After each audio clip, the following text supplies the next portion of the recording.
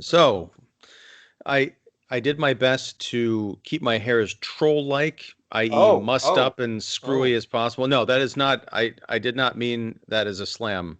I Oh have no. I have sprinkles though. I mean, I'll do glitter or sequins. Best I can do. Best I can do. How's that Uh, look on camera? It's gotta look great. well, it's like right off camera, so it almost looks like you're wearing a Oh, half beret or something. I don't know. well, Raspberry Beret. There's this one song that wasn't covered in the movie. That's true. This movie could have used a raspberry beret. Mm. There was kind of a floppy green hat, which I think almost would have counted. It was functacular. Yeah, it was good. Yeah. So, all right, Trolls World Tour. Mm. I'm going to ask the obvious question because I know you've got your connections and your ways. Did Hmm. you, like me, pay $20 to watch this movie at home? No, I did not. We're going to have to talk about that, sir. Where's my Um, pirate hat and patch? Where is that at? Okay. Yeah. Um, no, well, okay, I'll just say I was a good little consumer and I paid Mm. $20 for 48-hour access to this movie. A movie that I didn't need 2 days access to, No. honestly. Um, but yeah, I think this is keep me honest here. I think this is kind of a historical moment for the movies. This is day and Hmm. date. It's Yeah. skipping the theater, going directly to home video release for a major motion picture. Yeah, I mean, and closest we've had for this, I think we've referenced on the show before, it's like Tower Heist back like 10 years ago, where I it tried a little bit of a day and date VOD, but it same price point at 20, but unsuccessful because you can go see in the theater. Maybe it's a crappier movie, but also I think the only being this is the only way to see it. That was what it's going to be. I'd be very curious to hear its numbers, so to speak, from this week. Like how many purchases, downloads, whatever you want to call it, streams it got this week. Yeah, I mean, that's something that I've lost all track of days. So it's Monday. I watched it on Sunday night, so that's probably out there somewhere. Yeah. What I'll do is I'll try and find that info and maybe leave a link in the description of the YouTube video if Yeah. there's some good reference. Because Box Office Mojo or IMDb or someone's got to have covered this. But yeah, it is one of those things where it's $20, which if you look at, the cost of a movie ticket for a whole family to go out, that's Mhm. half the cost of admission Oh yeah. alone, plus, all the extras, parking and concessions and Mhm. stuff. So it's a good deal, but it's still that sticker shock, right? Of like Mhm. $20 to rent a movie. Yeah. We're still in the early stages. I think depending on how long this whole thing goes and if this somehow becomes the new model, eventually it's Mhm. gonna be like, oh, $20, in and out, easy. Right. But If you're doing $20 to let's get something bigger than Trolls, get James Bond. mhm. The next Christopher Nolan movie. Would you drop $20 for 2 days of a real tent pole? And I think for some people who feel like they got a strong enough home theater setup, or if we're still doing this, I think we wouldn't bet an eye at $20. Yeah, and I'm glad you brought up Christopher Nolan because that new movie, Tenet, I think, is Mm. supposed to come out at some point. Yeah. And I'm sure it will, but that and like some of the Marvel movies, those like that's in E-Man's wheelhouse, right? Yeah. He would rent that or get access to it for 48 hours and just like watch it for 2 days Hmm. straight and look for all the clues and Oh make like yeah. 60 videos out of it. He sure would. Yeah. So yeah, there are advantages to that. I just wish that the first movie I'd done this for hadn't been Trolls World Tour. Okay, okay. I look, let's rewind the tape. I watched part of the first Trolls movie a few years ago because I think it was an awards season screener or something. And I probably shouldn't be confessing this, but I fell asleep. My wife watched the entire thing and she really, loved it. Mhm. But I think the first couple of musical numbers, I kind of got what it was. I'm Yeah. like, I I used to be a big fan of the show Glee for the first two seasons, but then Okay. I'm like, I can only name like two songs out of the entire 48 episodes or however many it was that I thought came close to doing something different than the original that didn't just sound like bad karaoke. I kind of felt the same way about the first Trolls movie. Like it's pop Mm. songs, I've heard them to death, and Yeah. hearing them come out of Anna Kendrick and Justin Timberlake's mouth doesn't really do anything for me. I was kind of excited to see Trolls World Tour because there was this idea of other trolls, with like more sinister motives, like the rock and roll troll want Mm-hmm. to take over everything. So I'm like, okay, that could be kind of fun. Yeah, But more artists, more genres than just Justin, than doing pop music with again Justin and Anna. Yeah. yeah, so but 10 minutes into this movie, I found myself, I mean, I stayed awake for the entire thing. I watched it. I Well, still for hadn't. $20, you better. Yes. Well, I should say in the first sitting, because I could have slept on it and woken up and watched the rest of it, but Sure. nah, I just ripped the band-aid, the glittery band-aid. Really bad. But I found myself in the same kind of position, like the music, and like I've heard these songs, the animation, the filmmaking, as you want to call it, by Walt Dorn as the director, I thought was pretty great. In fact, Yeah. I was really impressed by the fact that I felt like I could reach in and grab the trolls off the TV. They look like such actual, like, felt furry Mhm. objects. It's Yeah. great. It's just everything else, the story and the songs kind of fell flat for me. And in Okay. fact, at one point, it was when the Timberlake troll named, what was it? Branch. Branch, yes. He's trying to work up the courage to tell Poppy, the Anna Kendrick troll, how he feels. And I leaned over to my wife and I said, wait, did we accidentally rent Frozen 2? And then later on, when it's revealed, spoiler alert, by the way, Hmm. that the entire foundation of the troll history was built on a lie perpetrated by the people we thought were good, I said Yeah. to my wife, I was like, we definitely rented Frozen 2 by mistake. Yeah. um, so yeah, I mean, I didn't hate it. Mhm. It was, cool to look at. And I felt like this is firmly a movie that was not made for me, but I can appreciate it. Yeah. I was a lot higher. I enjoyed the first one. Same thing, award season screener, 3, 4 years ago. I think, oh gosh, yeah, at least 3 years ago by now.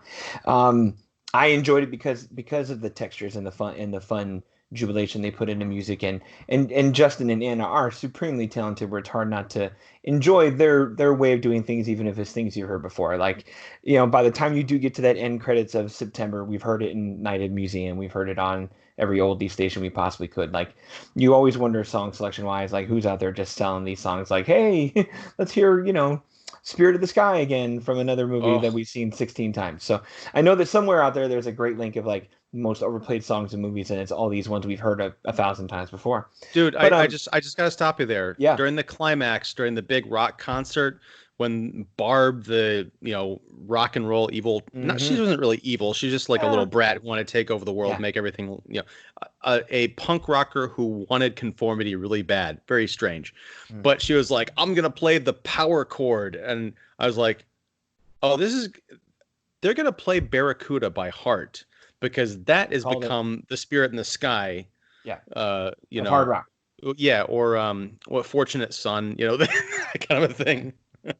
Oh, it's bad. Sorry, go ahead. No, no, no. But so the first one I really enjoyed. My kids adored it. Had it on repeat that whole month of December because Daddy's got a DVD of the screeners. We watched it every freaking day.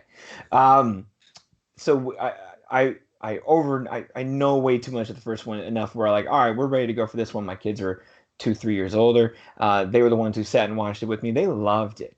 I have little sheltered, little nerdy kids who I don't. I show them old cartoons and a lot of different media, but we're not like, my two kids aren't the most screen savvy or super duper popular radio kids. Like, they don't know all that stuff. So this was teach them musical genres movie 101, which was like, Daddy, what's country music? I'm like, well, let me tell you, it's, you know, or what's hard rock music? Well, let me tell you. So it was a fun little discovery moment for them. They got to, most of the songs are easy enough selections where there's enough toe tappers there. I had a lot of fun with this movie. I thought like a good sequel. It does world build and raise some stakes by having more trolls and more things to it. It gives you enough of a story to kind of keep all that pressing and going. And the performances, the talent is still solid there. You bring more talent in. There's probably, for sure, there's definitely too much going on in the movie where, we had that whole, like, you talked about a little bit with the funk, the four-legged, green-headed, maybe funk troll, maybe pop troll cast off, who's trying to find their little journey of discovery. Then you have James Corden tagging along for a little too long, and so there's probably too many side pieces going on and too many elements that are all jumbled in there when your core story is the rock god takeover thing and all that.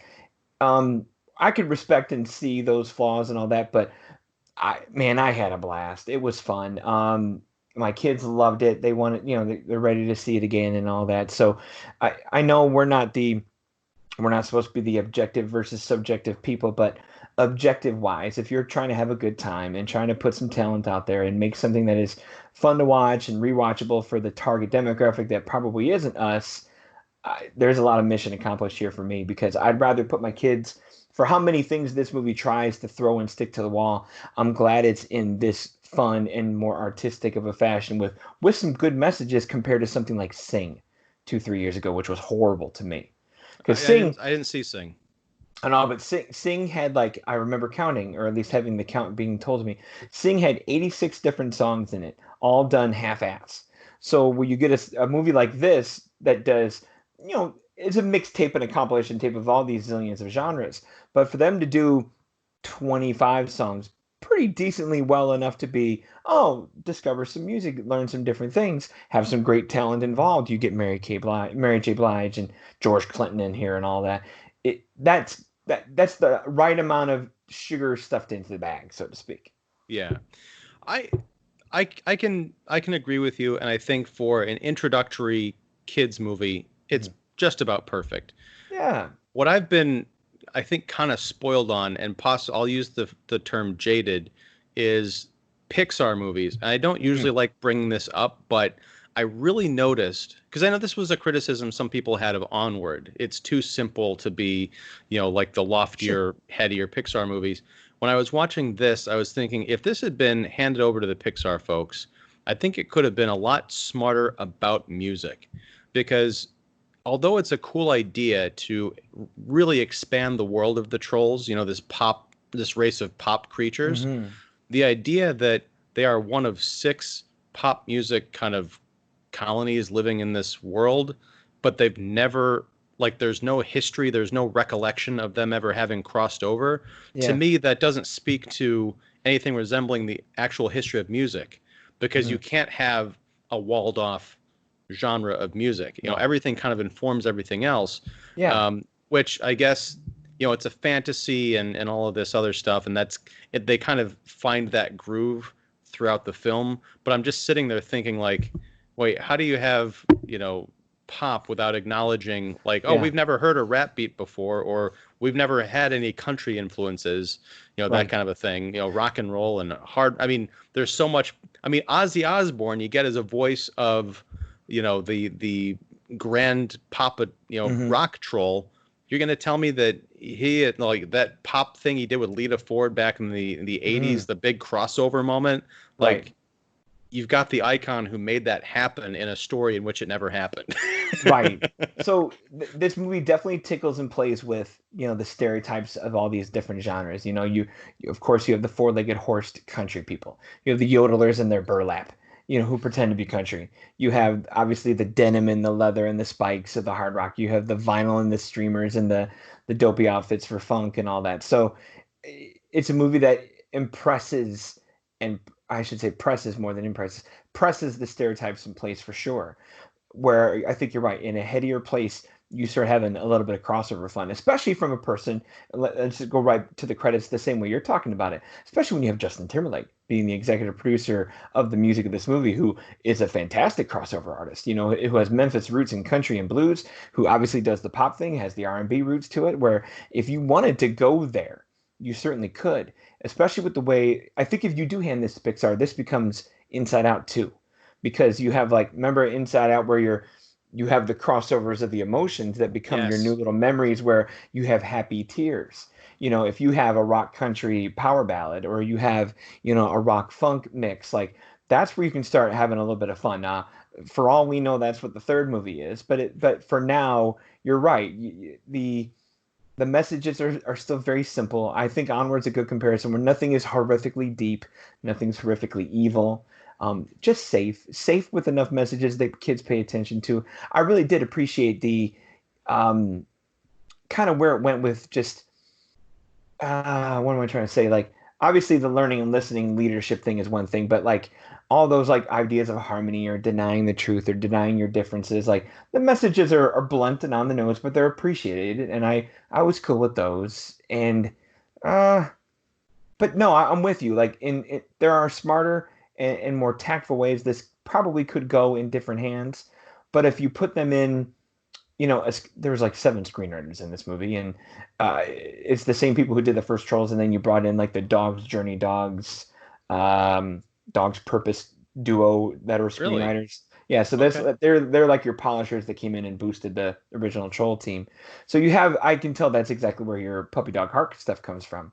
So that works, but I could see where you mean where, yeah, it's in bigger hands. This could go a lot of different more places, especially smarter places with the music. I'm with you there. Speaking of bigger hands, Oh, this was the other. I think if and speaking of Pixar, which speaks to Disney, which speaks to Marvel. I don't know if you can see where I'm going with this. The uh-oh. idea of a long time ago, there are these very powerful musical strings, Yeah. and the keepers of the universe had to separate them and scatter them to all the ends of the galaxy or whatever, or troll them, and they Yeah. each have their own special, unique Oh, talent, color power. coded. Where's E-Man when we need him? Yeah. Seriously. I mean, Yeah. like, even I, when they're all put together in that one harp, I couldn't help but think this looks like the underlaying of the Infinity Gauntlet. yeah. Honestly, when I was watching the movie, it didn't cross my mind. It took somebody afterwards telling me so. It was Rob Codger, one of our critical peers here, and he's like, it's the Infinity Gauntlet. I'm like, oh, oh, oh, oh, oh. It didn't bother me because they're going a different direction with it, but I could see the huge comparisons there. Yeah, well, I mean that's good that it didn't set off your spidey senses. I was Want to get absorbed. my I was good to go. Yeah. cool. Um, yeah, as far as, and this is the other bit of frustration for me, was Poppy's journey as a leader. Mm. She was just so, I hate, this is going to sound harsh, but she was so remarkably naive throughout the entire film. Where if you got Branch off sulking in the corner, and all the other, there's only a couple of people who are sort of doubting her leadership, because she's got this optimistic view of the world where it's like, oh great, there's this rock and roll troll who wants to meet us, and we're going to learn all about the other different cultures, and they're all going to be great because they're all exactly like us. And Branch and some of the others are like, no, you didn't pay attention to the legend. They were split up for a reason. They don't Yeah. believe what we believe and all this other stuff. And I kind of get it, and it's her journey to, like, that little bit of disillusionment is needed. But as an adult, as a jaded adult who's absorbed in global politics, Mm. and my wife can attest to this, I was yelling at the screen, especially because there's this one scene where one of them says, oh, don't worry, you're not being naive, you're just hopeful. I'm like, no, you're being incredibly naive. Fair enough. Yeah. But my kids aren't seeing that. Us adults are Yes. And that's totally seeing that. Yeah. that's why I always say, like, there's certain critics who seem to hate every type of a movie that comes out, like Mm. comic book movies or action movies. I'm Yeah. like, then why do you bother sitting through them? You're just gonna hate it. Yeah. I feel like I'm just at the brink with this movie. I appreciated it, but there was no way I could turn off my adult brain and just get into it. But I hear you talking about it where you're as much as I'm sitting here going, my kids are entertained, I'm happy, let's go. I still hear you, despite the eye rolls and despite the wishes and the hopes for a little more smarts. Your toes still tapping, your hips are still moving over there, your hair is still up in the trough. You're there. You're there. Yeah, I that's the thing. As I'm never gonna watch this movie again. But if someone said, "Hey, did you watch Trolls World Tour?" I'm like, "Yeah, if you like the first one, I almost guarantee you're gonna like this one." I did like the look of the rock and roll trolls. They had like these giant piranha spaceship Mm-hmm. things, but that also reminded me of yet another movie. The cold open of Trolls World Tour reminded me of the cold open of Transformers the movie from 1986, where Yeah. they've got Unicron, the giant planet-eating Yeah. monster, comes across this planet and is like, "I'm just gonna absorb you and take your Yeah. energy and move on." That's exactly what happens. And then the Yeah. piranha ships reminded me of the Sharkticons, which they meet on another planet. I watched too many movies. No, I'm with you though. No, I texture wise and animation wise, that's where this movie wins me over as the artsy adult critic over here. Is like you said, just the first movie is so much like a felt little scrapbook. You know, like the little stitches, the little fuzz everywhere, and of course the hair and the glitter everywhere. But this one to kind of go to the denim and go to the different textures and the what is it, the stacked quilts that look like canyons in the country area, and the way they stitch that, the patchwork of the quilts becomes like the fields of the country area, like all of that world building. And whoever's the person, I think I even wrote the name down in the review here, whoever is the head of environments, Michael Trull. If there was an Oscar for what he does, hand it to him, because that was Pixar level world building for me, like almost reminiscent of like Cars, where you have your fendered geography of everything, but this is all fabrics, which is kind of fun. It's funny you mention that because we've been watching a lot of Cars because our 2-year-old, soon to be 3-year-old, has discovered Cars, loves the toy cars, loves the animated shorts. When they go to country western world, I said to my wife, I'm like, that looks like Radiator Springs. It's got that same kind of dusty, weird, country town environment, and that's not a knock on it. It was just very cool. And yeah, I like the designs of like the classical world, and everything had its own distinct feel. I almost wish we could have spent more time with them in them. Yeah. Unfortunately, we see a lot of them after the punk rock trolls have already kind of buzzed through and destroyed them. They had a little flute, the penny flute, that was kind of a cute little mascot. I'm so sad. No, but like the psychedelic bubbles from the Funk Crew and all that, there's fun there.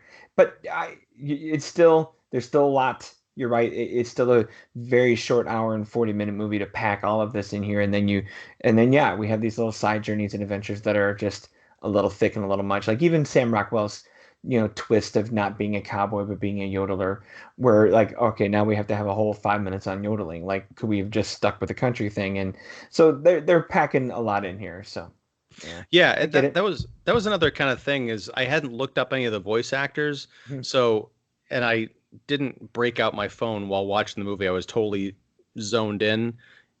Next time I just gotta pause and look up the voice cast, because it always bugs me. I'm like, who the hell is that? Like, I didn't, like when I saw, Sam Rockwell, of course, because he's got one of those voices that is so distinct, and yet he's not like a top tier voice actor. He's a character actor, right? So, but he can mask it well, because like he's putting the country twang, and then he put his little Jojo Rabbit German out there to play the yodeler. Like he'll bend it when he needs to bend it, like Beckham. You brought up you mentioned in passing a sequel or a Trolls 3. Where do you think this can go from here? Do you think? Well, I want rock blends. I want genre blends. Let's do let's have funk rap. Let's have techno country. Let's have pop ruin everything, because pop does ruin everything. Like, I'm not saying let's switch and turn Poppy into the heel of the wrestling match, but or let's reintroduce the Bergens. Something, I don't know where you go. They almost did something like that in this movie, and the lyrics were so I don't know. It's like hip hop, right? So I think I'd have to read them or listen to the song a few more times, because it was a rap essentially about cultural appropriation. It's the big heel reveal where it's like pop music came and essentially stole all the black music to reappropriate it. Yeah, I'm like, oh, so we're going here, okay. Right. Which, if they'd really committed to that bit, I could have seen that been a fantastic left turn of a movie. But they didn't. They just kind of gloss over it. Everyone's singing "We Are the World" by the end. Well, not literally, but as far as a third movie, let me ask you this, and this is pure speculation, but I want you to do this mental exercise. In a world where a multi-$100 million, let's say, animated feature was supposed to come out in theaters. There's a virus, and all of a sudden it's got to go direct to VOD. What is the model? What is the success model for saying, hey, we can greenlight a sequel? I think it has to be the numbers we talked about at the beginning. Like, I think somebody said, at $20 a pop times, you need 9 million people to buy this.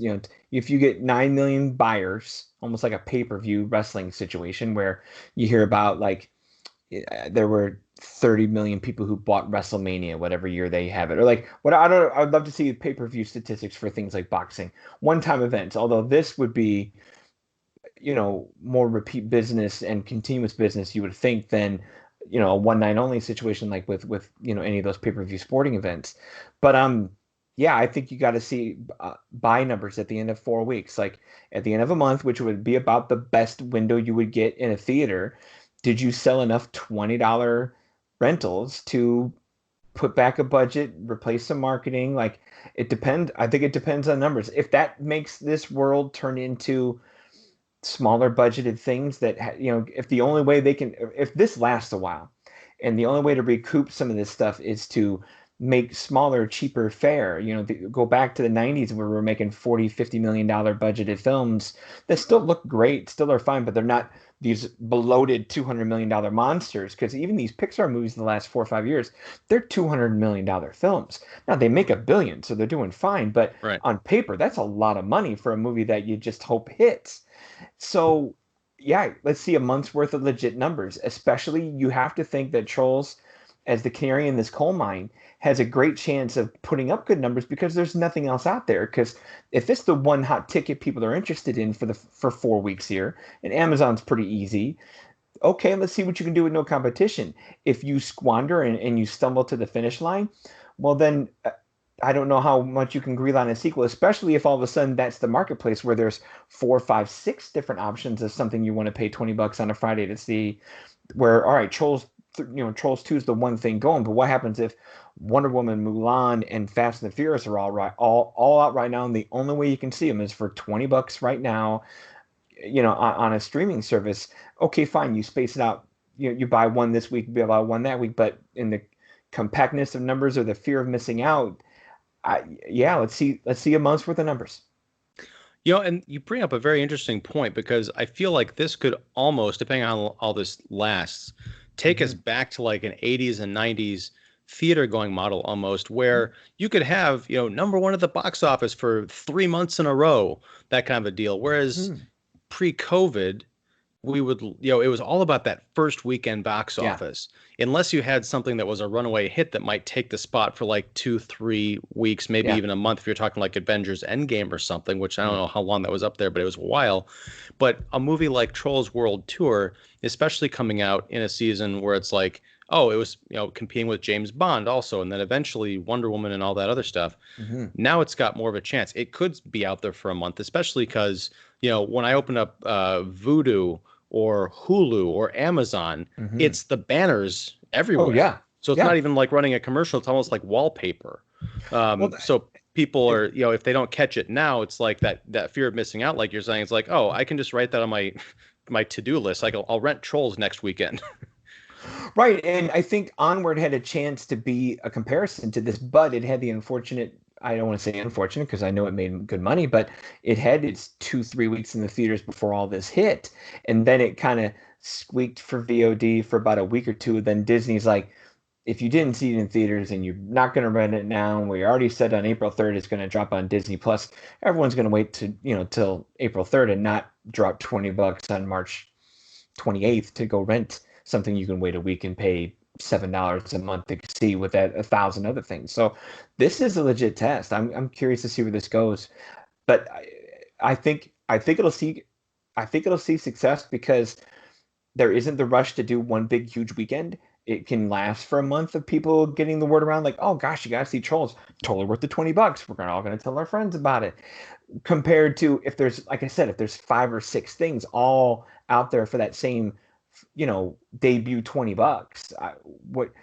Don't get me wrong, it's still half the price of a family going to a movie, but you're still making budgeting decisions in a crappy economy where we have 16 million people who are jobless. Like, I think the entertainment budget for everybody just dropped this whole last month and a half. So I don't know. Which brings me to, and I hate to even put this out there, I hope to God I'm not the first person to think about this, and if I am, I apologize to the universe and the arts and entertainment industry specifically. But, when we would go to screenings as critics, we'd always have the people coming up in front saying, put your camera phones away. If we see any kind of light coming from you, even like a little smartwatch, we're escorting you out and fining you. Yeah. I thought this was the most hilarious at IMAX screenings. I'm like, there's no phone that can capture an IMAX movie unless you're going to give No. the audience vertigo by swinging it around. Right. That's not the case anymore. If you have a tripod, a digital camera, and decent lights in your house, you can recreate that theater experience, set up the camera so you can just perfectly frame your television. You buy Trolls World Tour, record it, and you can dump that sucker online and be Robin Hood for everybody. I just Right. wonder how they're combating or getting ready to combat the piracy concerns. No, I think piracy's huge because it's around. We've seen it with just our like DVD screeners for award screeners. When those things leak, the same weeks that we get them on our discs, they're available on those sites for people to download because all it takes is one person to be like, you know what, I'm gonna take this copy of Little Women right here and rip it for myself in the internet, and then all of a sudden it spawns and grows and things like that. I don't know how you combat that without. I mean, you're the government website, news watcher. Is that where we get FCC things and internet traffic regulations, this and regulation that? Are we going to have to pay a little more premium for how we download, especially if we're trying to, download terabyte files of movies? I have to think if this becomes the new norm or it has to become the secondary big outlet of things. I don't know how you stop it other than, but there's always things around it. Like what people are using VPNs to ping what am I trying to say? IP address to not be at home so their cable company doesn't catch them pirating. So and for as much as someone will police it, someone will be out there being even smarter than the police to get around it again. So I don't know. Yeah. I don't know. It's a good question. The only thing I can think of is I know for YouTube, they've got their algorithm so, honed in that if you try and like include a movie trailer, and it doesn't work all the time, but sometimes if like I want to include a piece of a movie trailer, a line of dialogue, I put a clip in a video, it won't process the video because it knows you're using copyrighted material. I wonder if there's a way that they can digitally watermark, their films before they put them out. So it's like, even if it's a secondhand recording, it's digital, but it's smart enough to know, I'm not a tech genius, but I'm wondering if that's possible. I think it's going to end up looking like our award screeners, where even when somebody pays, and even if it's just the smallest little mark in the corner, even if somebody pays their $20 from Amazon, watch their, like, just your initials be up here in the corner, just ever so slightly. Maybe not the Ian Simmons across the screen like we get for some of our digital stuff we get as critics, but just a little something in the corner to let people know that's you and no one else. Something's coming. Yeah. So again, I'm not advocating piracy because me neither. Well, because the other thing is like people say, oh, it's DreamWorks, Universal, or it's Disney. They've got all the money in the world. That's not going to be the case if, desperate people are just like giving away all their content for free. So I never want to see that or advocate it. But all right. Any final thoughts on the Trolls World Tour? No, I tell you what, it's just the right talent, saying the right things, easy messages, entertaining for the family and friends. And in this day and age, that's a pretty easy price to pay for $20 of a good time on a weekend. A hit on Easter, people are at home, pretty easy. And I'm with you. This is a fun experiment and a fun canary in the coal mine, because if this works, this is a legit secondary market that could be there for maybe for the smaller things, like things that don't have to make back $180 million, things that just have to make back 40. That would be something to see. Yeah, totally. All right, sir. Well, thank you again. I always enjoy these little chats. And before we go, because this is going on YouTube, although I'm seeing like in my little preview window, this is inside baseball stuff. I see you. I don't see me. So I'm hoping like if it's just two of you, then it might still go on YouTube, but I'll have like just a static banner of Trolls or something. So take no offense. It's just, no problem. But so Don Shanahan, every movie has a lesson. What do you want to plug? I just said every movie has a lesson. So just add a .com to find out where your website is. But pretty much. Yeah. No, also follow my work at 25 years later. 25 years later site.com is where I've been getting myself published for the last bunch of months, where that's growing ever so much as well. Coming up for me is just the Netflix train continues. We got Extraction next week. I got a couple Netflix. I tell you what, that's keeping me sustained with new things. On about you. So, yeah. Yeah, I've been doing like a whole bunch of like random things. This stay at home thing has made me realize just how many ongoing monthly series I have, and it's getting a bit ridiculous. So every once in a while, I can talk about something new. You know? Right. Right. Yeah. But all right. On that note, thank you very much. For those out in YouTube land, smash that like button, as they say. If you like the content, give it a thumbs up, subscribe, Mhm. share this, all that great stuff. If you don't like it, leave a comment. Tell us that we're full of crap about trolls. We can take it.